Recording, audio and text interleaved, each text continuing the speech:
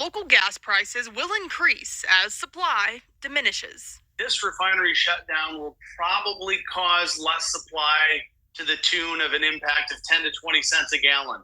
The problem is there are so many factors going into gasoline prices and oil prices. And on the wholesale level, the increase is already there. As we move into the new year, and that could mean that the lowest prices now could be behind us. Suncor produces about a third of the jet fuel for DIA.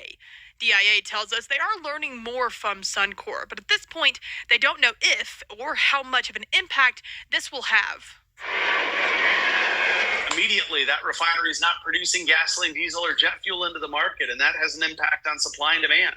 Colorado-Wyoming Petroleum Marketers Association says there has been measures already put into place for mitigation from the state level. They expect the slope will happen in 10 to 14 days, but not in all parts of the state, mostly through the I-70 mountain corridor and the Front Range. They say outsourcing other companies to flatten the curve will be necessary. Refineries in Salt Lake City and in Montana and in the Plain States are likely to make up part of the difference for the loss in this refinery. And so it's going to impact prices beyond just Colorado. But when will the refinery reopen? The estimate now is March.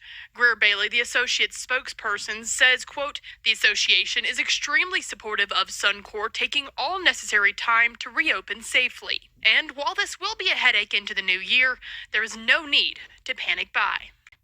We got a large fuel shortage developing in the center of the United States, particularly in states of Colorado, Kansas, Nebraska, New Mexico, Oklahoma, northern Texas, Utah, and Wyoming.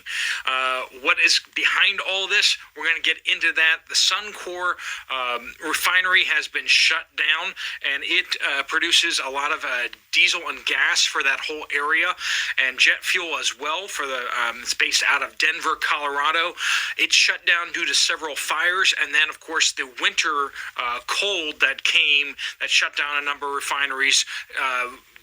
Shut down that after they started to get it back in operation, kind of like another hit that just took it out of commission. It is still not operational, and they do not know when they will be able to get it back operational. They're working on that, however. This refinery does about 100,000 barrels per day of refining capacity. And once again, jet fuel, diesel, and gasoline for that whole surrounding area. Of course, it wouldn't be Colorado if you don't have the Greenpeace people coming in and making things even worse. So they have been protesting against this refinery reopening, even though gas prices and diesel prices are already up over $1 in most areas of that area. They have declared a federal emergency in order to allow tanker drivers to drive beyond their operational hours, so they can drive further and longer, as long as they're carrying something as safe as jet fuel or gasoline.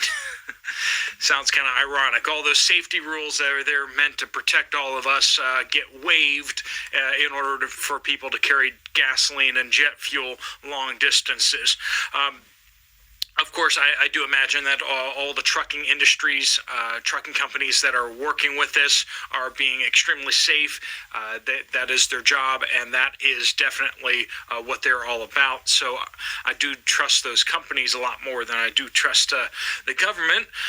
But of course, what are these limits and such? But just the fact that they're waiving these safety regulations does kind of indicate and point to the fact that we are having a serious issue of fuel in that whole area. This is the same kind of thing they did when the Colonial Pipeline went down.